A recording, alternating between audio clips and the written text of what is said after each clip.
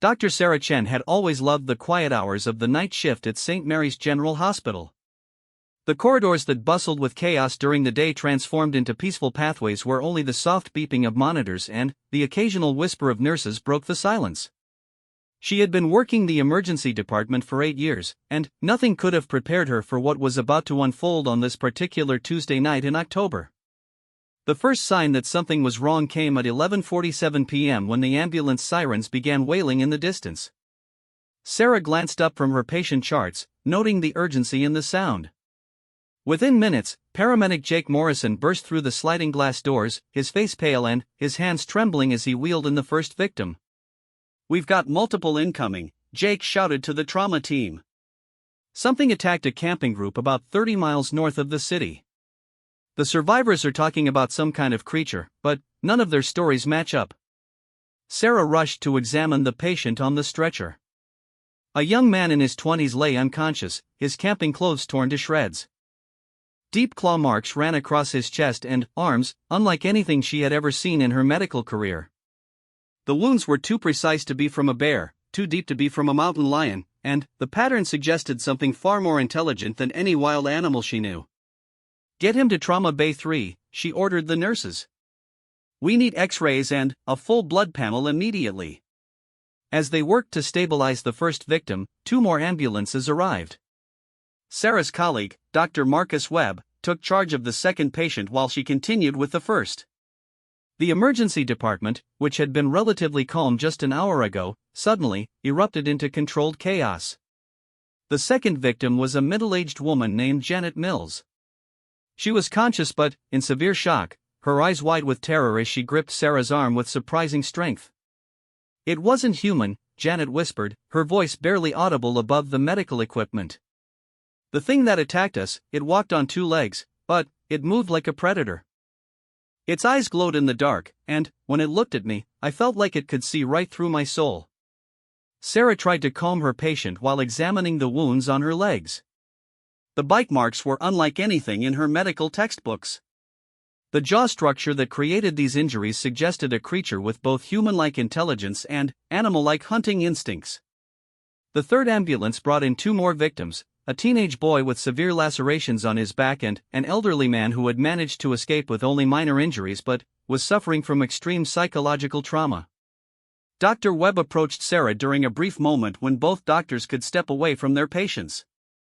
His usually composed demeanor showed cracks of concern and confusion. "Sarah, I've been practicing emergency medicine for 15 years, he said, keeping his voice low so the patients couldn't hear. "I've treated bear attacks, dog bites, even exotic animal incidents from the zoo. But these injuries, they don't match any known predator in this region." Sarah nodded, sharing his confusion. "The wound patterns suggest something with opposable thumbs. Look at how precisely the claws targeted major muscle groups without hitting vital arteries. It's almost like whatever did this understood human anatomy." The elderly survivor, George Patterson, had been the group's unofficial leader during their camping trip. Despite his minor physical injuries, his mental state was fragile. He sat on the edge of his hospital bed, staring at his hands as he recounted the attack to Detective Lisa Rodriguez, who had arrived to investigate the incident. "We were sitting around the campfire, telling stories like we do every year," George began, his voice shaking. The woods went completely silent. You know how forest sounds never really stop? The insects, the small animals, the wind in the trees? Everything just stopped. That's when we knew something was wrong. Detective Rodriguez leaned forward, taking careful notes. "What happened next, Mr. Patterson?" "It came out of the darkness between the trees. At first, I thought it was a person wearing some kind of costume or mask. It stood upright like a human, maybe 7 feet tall, but its movements were too fluid, too predatory. When it stepped into the firelight, we could see it clearly." George paused, his hands trembling as he reached for the water cup beside his bed. The creature had human-like features, but everything was wrong. Its skin was pale, almost gray, and its muscles were too defined, like someone had sculpted the perfect predator. But the eyes, they reflected the firelight like an animal's, and they showed intelligence. Not just instinct, but actual thinking intelligence. Sarah continued treating the victims throughout the night, but her mind kept returning to the consistency in their stories. Despite being in shock and trauma, all 4 survivors described the same creature: humanoid but clearly not human, intelligent but definitely predatory. As dawn approached, the emergency department finally settled into a quieter rhythm. All 4 victims had been stabilized and moved to rooms for observation. Sarah sat in the break room with Dr. Webb, both exhausted from the intense night. "I've sent blood samples and photos of the wounds to the state medical examiner," Dr. Webb said, sipping his coffee. "Maybe they'll have some insight into what kind of creature could cause this damage." Sarah looked out the window at the first light of morning creeping across the hospital parking lot. Something about this incident felt different from the usual emergencies they handled. The precision of the attacks, the intelligence described by the survivors, and the fact that all 4 victims had survived when they easily could have been killed suggested that this creature, whatever it was, had chosen to let them live. "Marcus," she said thoughtfully, "what if this wasn't a random attack? What if those people were allowed to survive so they could tell their story?" Dr. Webb looked at her with concern. "You think this creature wanted witnesses?" Before Sarah could respond, her phone buzzed with a text message from the hospital's security chief: "Need you to look at something in the parking lot. Found tracks that don't match any known animal." Sarah and Marcus exchanged glances before heading outside. In the soft dirt near the emergency entrance, they found clear footprints that made their blood run cold. The tracks showed a bipedal creature with human-like feet, but the toe marks ended in what appeared to be retractable claws. The stride length suggested something much taller than an average human, and the depth of the impressions indicated incredible weight and muscle density. "It was here," Sarah whispered, looking around the parking lot with new awareness. "The creature was at our hospital." Security Chief Tom Bradley joined them, his expression grim. "These tracks circle the building 3 times. Whatever made them was watching the hospital for at least an hour before moving on. The trail disappears at the road, like it knew exactly how to avoid leaving more evidence." The implications hit Sarah immediately. This creature hadn't just attacked random campers in the woods. It had followed its victims to the hospital, observing the medical treatment, studying the human response to its attack. The intelligence level required for such behavior suggested they were dealing with something far more dangerous than a simple predatory animal. As the morning shift arrived and the day team took over care of the victims, Sarah found herself unable to leave the hospital. Something told her that last night's incident was just the beginning. The creature had made its first move, and now it was studying its opposition. She returned to check on Janet Mills, the woman who had been most coherent during the attack. Janet was awake, staring out her window at the forest line visible in the distance. "It's still out there, isn't it?" Janet asked without turning to look at Sarah. Sarah chose her words carefully. "We're taking every precaution to ensure everyone's safety." Janet finally turned to face her, and Sarah was struck by the clarity in her eyes despite everything she had been through. "Doctor, I need you to understand something. That creature didn't just attack us randomly. When it looked at me during the attack, I could see it thinking, planning. It was learning about us, studying how we react to fear, how we try to defend ourselves. We weren't just victims last night. We were test subjects." The weight of Janet's words settled over Sarah like a cold blanket. If the patient was right, then the camping attack had been an experiment, and the creature was now somewhere in the wilderness surrounding their city, analyzing the results and planning its next move. Sarah spent the rest of the morning reviewing security footage from the hospital's cameras. Sure enough, the recording showed a tall figure moving through the shadows of the parking lot between 3 a.m. and 4 a.m., always staying just outside the range of clear visibility. The creature moved with purpose, circling the building methodically, occasionally stopping to observe the emergency department through the windows. By noon, Sarah realized that St. Mary's General Hospital had become the focal point of something unprecedented. The creature had chosen their location for continued observation, which meant that everyone inside the building, patients, staff, and visitors, were now potential targets for whatever experiment this intelligent predator was conducting. As she prepared to notify hospital administration about the security implications, Sarah received a call that made her blood run cold. 3 more camping groups in the area had gone missing overnight, and search and rescue teams were preparing to investigate. The Midnight Predator wasn't finished with its research, and the hospital was about to become ground zero for a confrontation unlike anything the medical staff had ever imagined. The quiet Tuesday night shift that had started so peacefully was about to become the beginning of the most terrifying chapter in the hospital's history. Sarah looked around the emergency department, knowing that every person she could see might soon be fighting for their lives against a creature that understood them far better than they understood it. The Predator had made its opening move, and now the real game was about to begin. The emergency meeting in the hospital conference room was unlike anything Chief Administrator Patricia Hawkins had ever called. 48 hours had passed since the first attack, and the situation had escalated beyond anyone's worst fears. Representatives from the County Sheriff's Department, State Wildlife Services, and the CDC sat around the polished table, their faces reflecting the gravity of the unprecedented crisis. Dr. Sarah Chen presented her findings to the assembled group, her voice steady despite the exhaustion that showed in her eyes. We now have confirmed attacks on 7 different camping groups across a 50-mile radius. 23 victims total, all with similar wound patterns, all describing the same creature. Detective Rodriguez added her report. The missing persons cases have created a pattern. The creature is moving in a systematic spiral, with St. Mary's Hospital at the center. Each attack site is progressively closer to the city limits. Wildlife expert Dr. Amanda Foster had traveled from the state capital to investigate. Her preliminary analysis of the evidence had shaken her scientific understanding of predatory behavior. I've studied apex predators across 6 continents, she told the group. This creature exhibits hunting patterns that suggest not just intelligence, but strategic planning capabilities that rival human military tactics. Sarah's attention was drawn to the window overlooking the hospital parking lot.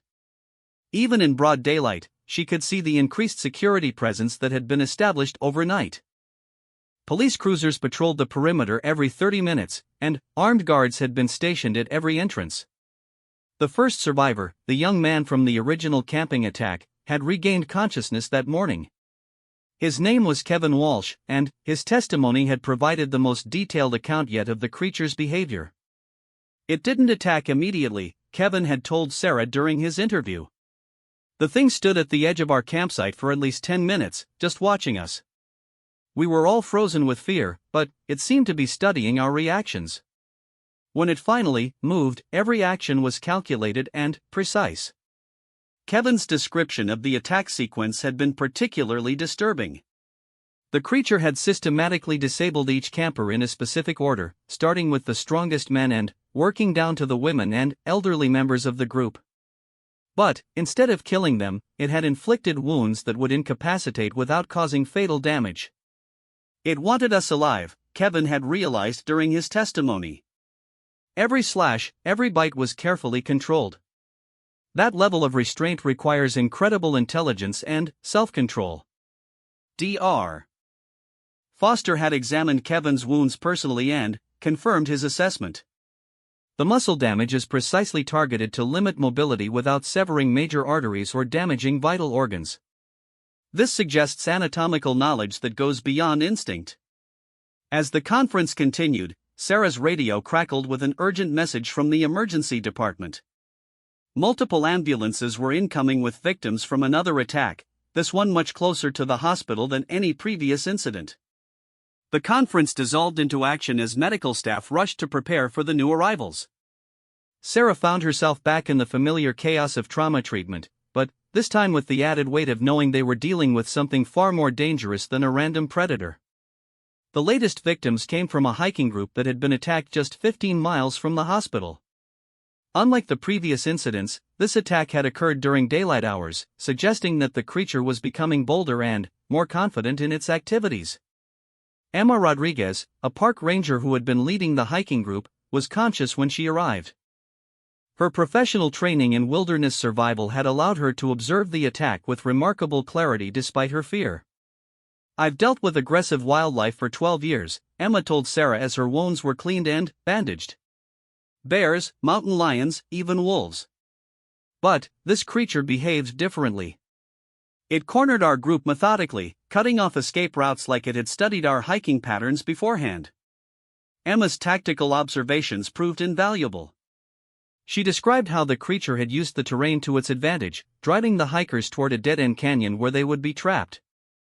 The level of strategic thinking required for such a plan indicated intelligence that approached or possibly exceeded human capabilities. The most frightening part, Emma continued, was how it seemed to recognize my ranger uniform. It focused on me first, like it understood that I represented authority or leadership. It disabled me just enough to prevent me from coordinating our group's defense, but it left me conscious to watch what it did to the others. Dr. Webb joined Sarah as they worked to treat the new victims. Sarah, we need to consider the possibility that this creature is specifically targeting groups near the hospital for a reason. Every attack brings it closer to us, and every victim ends up in our emergency department. The pattern was becoming clear, but its implications were terrifying. The creature seemed to be conducting increasingly sophisticated experiments on human behavior, using the hospital as its laboratory for observing medical and social responses to trauma. Security Chief Bradley approached with new intelligence that confirmed their worst fears. We've been monitoring radio communications from all the rescue operations. Something's been jamming emergency frequencies during each attack. The interference patterns suggest technology, not natural phenomena. The possibility that the creature possessed or had access to electronic jamming equipment opened up entirely new questions about its nature and origins. If it could manipulate technology, then traditional security measures might be inadequate to protect the hospital. As evening approached, Sarah made a decision that would change everything. She requested permission to interview all the survivors together in a group setting, hoping that their collective memories might reveal patterns that individual testimonies had missed. The survivors were gathered in the hospital's community room, normally used for family meetings and support groups. Kevin Walsh, Janet Mills, Emma Rodriguez, and 5 others who were well enough to participate sat in a circle, sharing their experiences in detail for the first time. What emerged from their group discussion was a chilling picture of a creature that was not just intelligent, but actively learning about human society through direct observation and experimentation. It knew which of us were leaders before we even realized it ourselves, noted Janet. During my attack, it targeted the people others looked to for direction, like it had studied group dynamics. Emma added, in my group, it seemed to understand that I was armed with bear spray. It approached from the downwind side to avoid the chemical deterrent, which shows it had knowledge of human defensive tools. Kevin provided the most disturbing insight. During the attack on my camping group, the creature made specific vocal sounds that seemed designed to test our hearing ranges. It was learning about our sensory limitations. Dr. Foster, who had been listening to the survivors' discussion, realized that they were dealing with something unprecedented in the study of predatory behavior. This creature is conducting systematic research on human psychology, physiology, and social structure. Each attack is a controlled experiment designed to gather specific types of information. The implications were staggering. If the creature was indeed conducting scientific research on humans, then it possessed intelligence and motivation that suggested either an unknown species of extraordinary development or something else entirely. As night fell, Sarah implemented new security protocols based on the survivors' insights. The hospital was essentially locked down, with all non-essential staff evacuated and remaining personnel organized into groups that could provide mutual protection. At 10:30 p.m., the creature made its most direct approach yet. Security cameras captured clear footage of it moving across the hospital parking lot, no longer making any attempt to hide its presence. The footage revealed details that confirmed the survivors' descriptions and raised new questions about its nature. The creature stood approximately 7 feet tall, with a humanoid body structure that showed perfect muscular development. Its skin appeared pale and smooth, almost luminescent in the infrared camera feeds. Most disturbing were its eyes, which reflected light like an animal's but showed unmistakable signs of intelligent thought and planning. Rather than attempting to enter the hospital immediately, the creature began a methodical examination of the building's exterior. It tested windows, doors, and ventilation systems with the thoroughness of a professional security expert.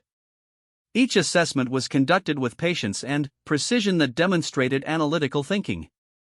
Sarah watched the security feeds from the command center that had been established in the hospital's administrative office. "It's not trying to get in yet," she observed. "It's conducting reconnaissance, learning about our defenses." Security Chief Bradley coordinated with the police units surrounding the building. "All teams, the target is moving around the building's perimeter. Do not engage unless it attempts to breach the facility. We need to understand its intentions before we act." The creature spent 2 hours circling the hospital, occasionally stopping to observe the human activity visible through windows. At one point, it appeared to be counting the number of people in various rooms, suggesting it was assessing the total population of potential subjects for its research. At midnight, the creature did something that sent chills through everyone watching the security feeds. It approached the main entrance and looked directly into the camera mounted above the door. For 30 seconds, it maintained eye contact with the electronic device, as if it understood that humans were watching through the technological link. Then, it raised one hand in what could only be interpreted as a deliberate gesture toward the camera. The movement was too purposeful to be coincidental, too human-like to be instinctual animal behavior. Dr. Foster, who had been studying the creature's behavior throughout the night, made a startling observation. "It's not just studying us. It's trying to communicate." That gesture was a form of acknowledgement, possibly even a greeting. The possibility that the creature was attempting to establish communication changed the entire dynamic of the situation. If it possessed language capabilities or understood human communication methods, then it might be possible to negotiate or at least understand its intentions. Sarah made a decision that horrified the security team but showed remarkable courage. She approached the main entrance and stood where the creature could see her through the glass doors. Using slow, deliberate movements, she raised her hand in response to the creature's earlier gesture. The creature's reaction was immediate and unmistakable. It tilted its head slightly, a gesture that clearly indicated recognition and understanding. For several minutes, human and creature regarded each other through the barrier of glass and steel. Then, the creature did something that changed everything. It pressed its hand against the glass door, fingers spread wide.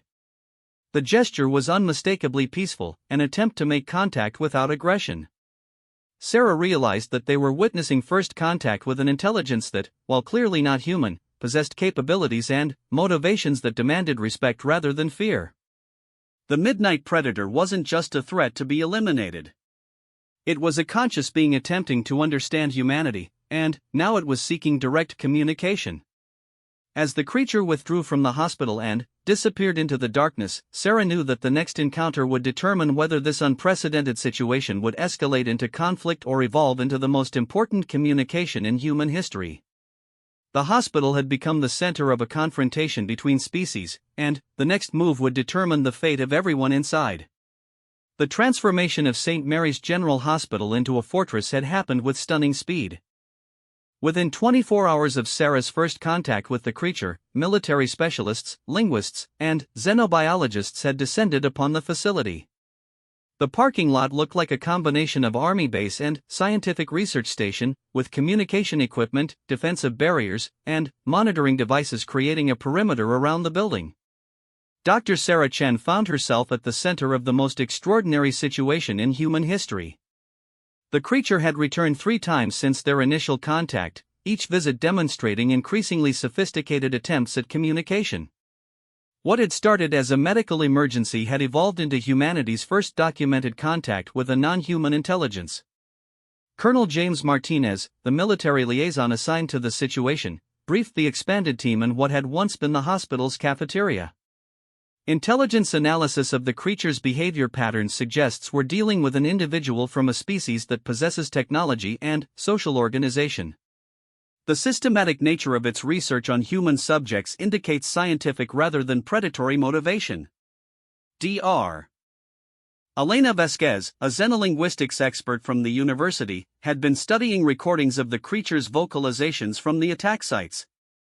The sounds it made during the camping incidents weren't random. There are consistent patterns that suggest language structure. It was speaking to the victims, not just making threatening noises. Sarah reviewed the medical files of all the attack victims, looking for patterns that might explain the creature's research focus. Every victim has been treated and released without permanent injury. The precision of the wounds suggests medical knowledge. It's been conducting non-lethal experiments on human physiology and psychology. The breakthrough came when Janet Mills, the survivor who had shown the most psychological resilience, volunteered to attempt direct communication. Her experience during the attack had given her unique insights into the creature's behavior and intentions. During my attack, Janet explained to the assembled experts, the creature spoke to me. Not in English, but the sounds had rhythm and structure like language. When I responded with words, it stopped attacking and listened. I think it was trying to learn our language through direct interaction. Dr. Vasquez was fascinated by this revelation. If the creature is attempting to acquire human language through immersive exposure, then its research methodology is far more sophisticated than we initially realized. It's conducting linguistic anthropology in real time. The decision was made to establish a formal communication protocol. When the creature returned that evening, Sarah and Dr. Vasquez would attempt structured contact using a combination of spoken language, visual symbols, and mathematical concepts that might be universally understood. Security preparations were extensive but designed to be non-threatening. The creature had shown no truly aggressive behavior beyond its initial research attacks, and the consensus was that military confrontation would likely sabotage any chance of successful communication. At 9:15 p.m., the creature appeared at the hospital's main entrance, just as it had on previous nights. This time, however, it carried what appeared to be a crude but functional communication device constructed from natural and scavenged materials. The implications were staggering. Not only was the creature intelligent, but it had access to technology and manufacturing capabilities. Sarah approached the glass doors, her heart pounding with a mixture of fear and excitement. Dr. Vasquez stood beside her, holding a tablet displaying mathematical equations and simple pictographs that had been prepared as potential communication tools. The creature observed their preparations with obvious interest. When Sarah held up the tablet showing basic mathematical concepts, the creature responded by drawing symbols in the condensation on the glass door. The symbols were complex, suggesting a mathematical understanding that went far beyond simple counting. Dr. Vasquez nearly dropped her tablet when she recognized the implications of the creature's mathematical drawings. Sarah, these aren't just random symbols. It's showing us calculus equations. Advanced calculus that requires university-level mathematical education. The communication session continued for over an hour. The creature demonstrated knowledge of physics, chemistry, and biological sciences that rivaled human university students. More importantly, it showed clear interest in human medical practices, repeatedly pointing toward the hospital interior and making gestures that suggested questions about healing and medical treatment. Janet Mills, who had been observing from inside the building, suddenly understood the creature's true purpose. "It's not studying us as prey," she announced to the communication team. "It's trying to learn human medicine. The attacks weren't experiments on us, they were practice sessions for surgical procedures." The revelation changed everything. If the creature was attempting to acquire human medical knowledge, then its species might be facing health challenges that required outside assistance. The attacks had been crude attempts at medical research, conducted by an individual with limited understanding of human tolerance for pain and trauma. Dr. Webb, who had been analyzing the precision of the creature's inflicted wounds, confirmed Janet's theory. The wound patterns show increasing sophistication over time. Each attack demonstrated better understanding of human anatomy and surgical technique. It's been teaching itself medical procedures through trial and error. Sarah made a decision that would define the rest of the encounter. She opened the glass door and stepped outside, approaching the creature with slow, deliberate movements. The risk was enormous, but the potential for successful communication outweighed the danger. The creature remained motionless as Sarah approached, its intelligent eyes tracking her movements with obvious attention to her body language and intent. When she stopped 3 feet away, the creature carefully extended its hand, palm open, in a gesture that perfectly mirrored human peaceful contact. For the first time in human history, two intelligent species made deliberate, peaceful physical contact. The creature's hand was surprisingly warm and showed detailed knowledge of human greeting customs. The touch lasted only seconds, but it established a foundation of mutual respect that transformed the entire situation. Communication accelerated rapidly once physical contact had been established. Using a combination of gestures, drawings, and vocalizations, the creature began to convey complex information about its origins and mission. Dr. Vasquez worked frantically to document and translate the creature's communications. It's from a nomadic group, possibly a family unit, that's been traveling across remote wilderness areas. They encountered human settlements and became fascinated by our medical capabilities. The creature's people, as the translation progressed, were revealed to be suffering from a genetic condition that affected their ability to heal from injuries. They had observed human medical practices from a distance and sent this individual to acquire knowledge that might help their community. It's not a predator, Sarah realized with growing amazement. It's a student. Everything it's done has been an attempt to learn human medicine so it can help its own people. The creature confirmed this interpretation by producing a crude but recognizable drawing of other beings similar to itself, some shown with obvious injuries or illnesses. The emotional impact of the communication was profound. This was a desperate parent or healer trying to save its community using knowledge from an alien species. Colonel Martinez, who had been monitoring the communication session, made the decision to offer formal assistance. If this individual is seeking medical knowledge to help its people, then we should provide proper training rather than allowing continued trial and error experimentation. What followed was the most remarkable medical education program in human history. Over the next week, the creature, who came to be known as Student due to its obvious eagerness to learn, participated in formal medical training sessions conducted by Dr. Chen and her colleagues. Student's learning capacity was extraordinary. It absorbed complex medical concepts in hours that typically required months of human study. Its natural understanding of anatomy and physiology, combined with obviously superior intellectual capabilities, allowed rapid mastery of surgical techniques, diagnostic procedures, and treatment protocols. The training sessions revealed the depth of students' original research. Every attack had been a careful attempt to understand specific aspects of human medicine, wound treatment, pain management, infection control, and tissue repair.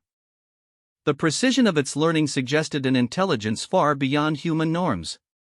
Janet Mills, who had volunteered to participate in the training program, developed an unexpected rapport with Student. It's not just learning medical techniques, she observed. It's learning about human compassion, about the ethical responsibilities that come with healing knowledge. Dr. Foster documented the cultural exchange that developed during the training period. Students shared knowledge of its species biology, environmental adaptation techniques, and technological capabilities that could benefit human science. In return, it acquired medical expertise that would save lives in its community.